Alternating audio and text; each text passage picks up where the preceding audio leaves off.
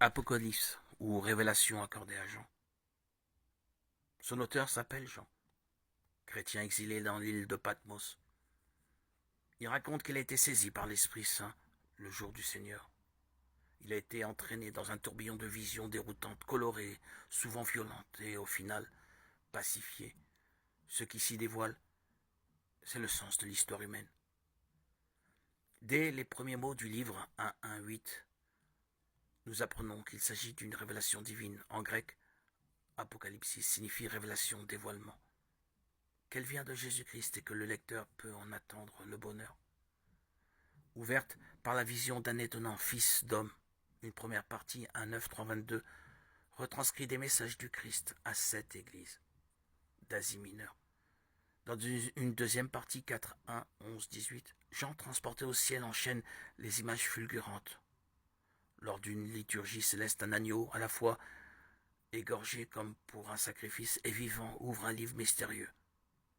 Au rythme de la rupture des 7 attaches du livre, puis de la sonnerie de 7 trompettes, le monde s'écroule. La troisième partie, 11, 19, 20, 15, inaugurée par l'ouverture du temple céleste, décrit la défaite du mal multiforme et monstrueux. Enfin, dans la quatrième et dernière partie, 21, 1, 22, 5, le monde nouveau est illuminé et vivifié par la présence de Dieu et de l'agneau. En conclusion, 22, 6, 21, tous les acteurs disent oui, que cela vienne. Avec ces images fantastiques, ces guerriers, ces anges, ces monstres, ces jeux chiffrés, le livre s'inscrit dans un type de littérature dit apocalyptique. Cette littérature qui s'est développée entre le IIe siècle avant et le IIe siècle après Jésus-Christ veut révéler que la victoire de Dieu est plus assurée que les troubles du temps. On en trouve de beaux exemples dans le livre de Daniel. Les prophètes Ésaïe, Ézéchiel et Zacharie en ont été les précurseurs. L'objectif du livre reste d'actualité. Il nous faut discerner le mal à l'œuvre dans le monde.